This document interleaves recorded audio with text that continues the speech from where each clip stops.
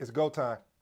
Welcome back, family. This is your boy D. For all you smart and intelligent folks out there, listen, that just simply means it. Today's episode is entitled How, and I do mean how, to manage conflict in project management. Listen, I'm going to be honest with you, family. Listen, when you get in this thing that we love, that I know that you're going to love, what we call project management, you're going to have to deal with conflicts, whether good conflicts or bad conflicts, but you're going to have conflicts. I wish I could say that it won't happen. I wish that I could even tell you that when you get on a project, it's going to run so smoothly that no one is going to get bothered or get upset or frustrated at all. But it's not true. And because that's not true, family, we're going to address it here on today's episode. So let's jump right into it. If you're new, I have a 7-point framework, which means I go over 7 points. And then after that, I'm out. I may throw in a bonus, but for this, I think this is a really deep and really needed content as far as conflicts.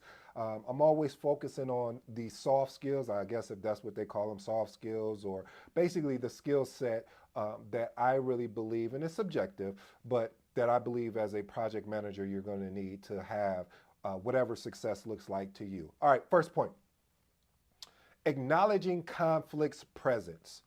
Listen, if you do not face the conflict that you're experiencing on that project with the stakeholder head on, I'm going to be honest with you, it's going to be a long, you see how I'm doing my head, long project. Listen, I mean, that's just the best way to put it. I mean, because if you continue to ignore the problem, then the problem is going to continually fester.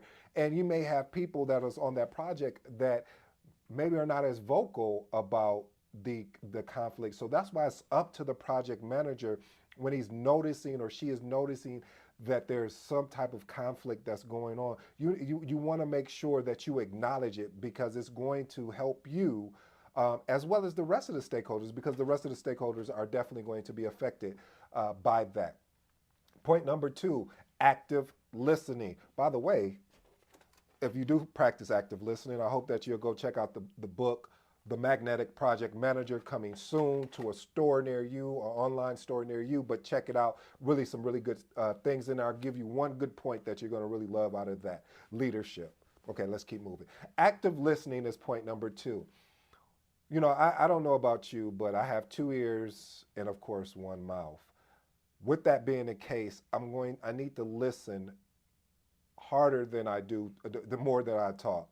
And what that means, it really helps when you practice active listening, it allows you to get to the root and not the surface of what is actually going on. I see a lot of surface things that are going on. What do you mean by that, ED? I'm glad you asked. See, this is why I like talking to my intelligent family here. The reason why that the surface is always addressed, because it's the easiest.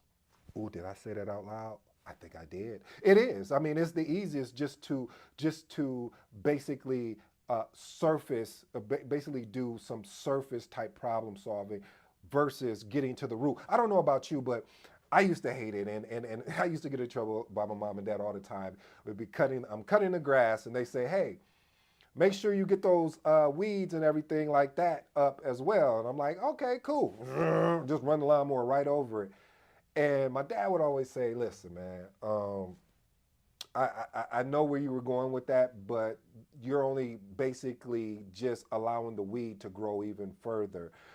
What you're going to have to do is you're going to have to dig that weed up from the root, because if you don't, it's going to continue to grow back and grow back again. So again, I use that story to segue into the importance of tackling root problems instead of surface level problems, and leveraging active listening in the process to understand. Be slow to speak and even slower to speak. I got you with that one. But anyway, but honestly, family, be slower to speak. Listen first before you, and please don't do what I've seen people do as well, is that, you know, they call active listening allowing you to talk, and then once you finish the conversation, you can tell that someone is already, you can tell by the response how the answer is formulated. Like they were formulating the response before even really hearing you out clearly. So again, I'm sorry I drained that point, but it's very important for us as project managers, family.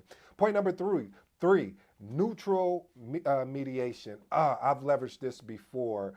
It is very effective, and I can only speak from experience on this. This is not subjective, and the reason why I appreciate when I did have the experience of being able to use a neutral mediator is because they don't have, as my mentor would say, they don't have any skin in the game, and so they can look at it with a non-emotional bias because sometimes we're human, so we develop emotions and we may have an emotional connection to the situation versus identifying what the actual true root problem is. So family, if you're in a conflict and you're unable to solve it, maybe you want to engage a neutral mediator to help you along the journey. Point number 4, focusing on shared goals. Listen, when you're leading a project, it's going to be imperative that you consistently remind the team to stay focused on the shared project goals. And this really unites a team. When you have a goal and everyone is marching towards that goal and you're reminding them and saying, hey, I understand this is what has happened. Here's a better example. For all my athletes or just people that work out, period, you may have a goal and say, hey, I want to be able to lose X amount of weight. And there's a process to go through that. And you have to continuously, as you're weighing yourself, reminding yourself like, okay, the goal is to lose 10. Right now we done lost 5. We got 5 more to go. And once we knock out these 5, we've achieved the goal. And it's just constantly reminding yourself, what I used to do in team meetings, it was a little over excessive, but when you start off as a new project manager, you do a lot of excessive things. And then it's sort of like when you, for a child, let's say, when a couple has their first child, they're super protective. And then the second child is a little less overprotective, but it's still overprotective. And then the third child is like, hey, listen, if we haven't figured it out by now, it really won't even matter. So so they get a little bit more leeway, and the other 2 kids are just like, well, you didn't allow me to do that. So that's the same thing. The reason why I use that approach is because we have to continually always reminding our teams. And I would basically, as a new project manager, we would have these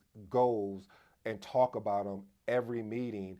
And I could see, I was like, I might be burning them out. So you have to pick and choose. When you start seeing the momentum kind of shifting a little bit, that's probably when you want to start engaging them and getting back to the actual reason why we're all here is to get a particular outcome. Point number 5, creative problem solving. Oh, I love that. You know why I love creative problem solving? Because you have to be creative. You can't just think in a box. No point intended. But anyway, I digress.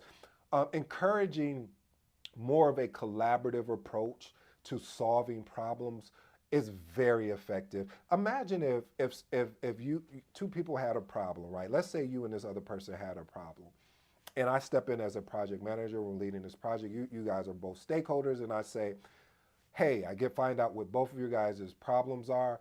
And then I say, okay, I meet with you guys, first of all, individually. That's just a special note for you guys. If you ever have 2 stakeholders that are going at each other or have issues and or concerns, you want to split them up. If you ever watch the First 48, they always, when they bring in a particular suspect or suspects, let's say they have suspects, meaning let's say more than two or more, they always split them up. They never put them in the same room. And so that's one of the things you want to do, family, is make sure that you split them up, because you want to basically make sure that you give them the time that is required. And remember, one of the points was active listening. So it would be challenging to hear both sides at the same time because you may create some type of bias. But I always like, talking with one of the resources and then going to the other one. And then I would bring them together and say, okay, I heard both of you guys' story, or what is going on. What do you think? How do you think we can solve this? That's a collaborative approach. You putting the ownership back on them to ask them, you have this issue, you have this problem. How can we collectively solve it? Give me some ideas and let's see let's implement them if it makes sense. If it doesn't, then we got to keep becoming more innovative to solve the problem. Escalation channels. I know when I first started off, I didn't understand escalation channels. Like, what did that look like? Now, I would always update, like in my communication management plan, I would have escalations there, but it's different when it comes to conflict. Now, again, it's subjective, is my point of view when it comes to that, but I personally believe that you should have a set of escalation channels to address conflicts that maybe you won't be able, you can't, I don't want to use the word handle, but the team has made a decision that they don't want to entrust in you and move forward with the proposed solution that either you came up with or you guys came up collectively with. So if that's the case, then you gotta go ahead and escalate to the next level, in which now you have to get, if they're not on the same team or department, you have to get both of their leaders involved and address the problem head on. Last and final point, post conflict reflection. What does this mean? Basically, what this is mean, when you came up with a resolution or solution, same thing. You want to make sure that you're touching base with those team members, or I should say stakeholders, to ensure that the solution that is in place, it is still working. Everyone is still on the same page. We haven't lost anyone during the journey. This is key. A lot of times we forget to come. I've even forgot to come back and check on the original, conflict, because I was so excited so excited that the team is working in harmony, and sometimes you can get fooled by that way. So I definitely recommend, family, is once you get a resolution, make sure that you set up a timeline for yourself. Say, okay, in 2 weeks or a week or 3 days or whatever, I'm going to check in just to make sure all is well. I hope you enjoyed today's episode. It's been your boy AD. Until next time, you already know what I'm about to say. I'm out.